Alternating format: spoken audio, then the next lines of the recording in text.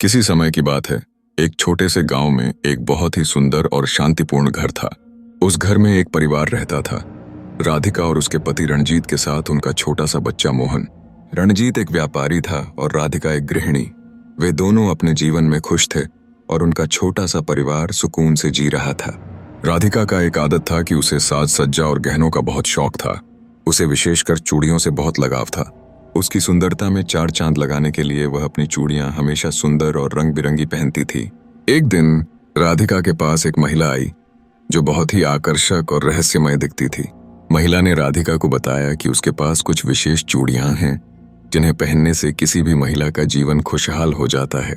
राधिका को यह बात बहुत आकर्षित की और उसने उस महिला से उन चूड़ियों को खरीद लिया। वे चूड़ियां सोने की थीं और बेहद सुंदर थीं। राधिका ने उन्हें पहन लिया और अगले दिन से उसका जीवन पूरी तरह से बदल गया। अजीब घटनाएं शुरू होती हैं। चूड़ियां पहनने के बाद राधिका ने महसूस किया कि घर में कुछ अजीब घटनाएं घटने लगी हैं। रात के समय वह अक्सर महसूस करती थी कि कोई उसकी चूड़ियों को खींचता है। कभी वह चूड़ियों की आवाज सुनती, कभी चूड़ियां अचानक टूट जाती। एक रात जब वह चूड़ियां पहनकर सो रही थी तो उसने देखा कि चूड़ियां खुद ब खुद अपने आप गुनगुना रही हैं, जैसे कोई गीत गा रहा हो।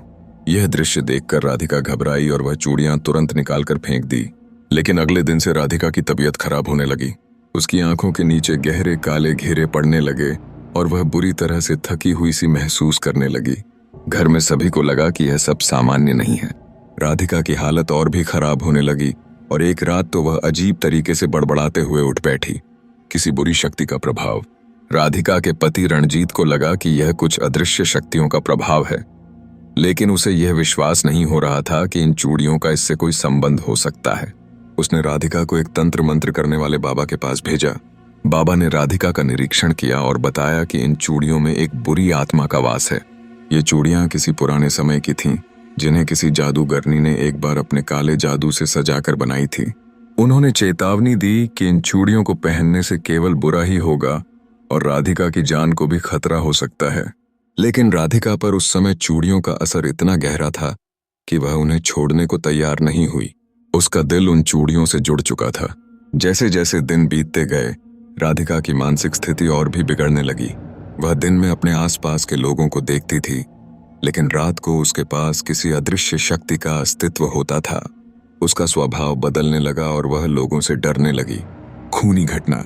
एक रात जब राधिका अपने कमरे में सो रही थी, अचानक उसके कमरे से चीखने चिल्लाने की आवाजें आईं।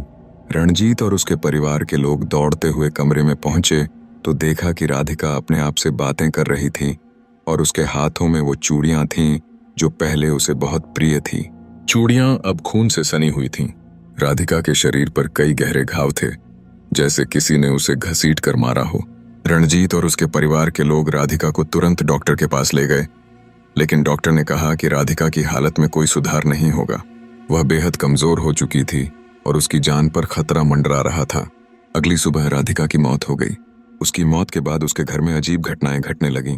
कभी घर के सामान अपने आप गिर जाते, कभी बिजली गुल हो जाती, कभी कुछ सुनाई नहीं देता, जैसे घर में कुछ अदृश्य शक्तियां मौजूद हों।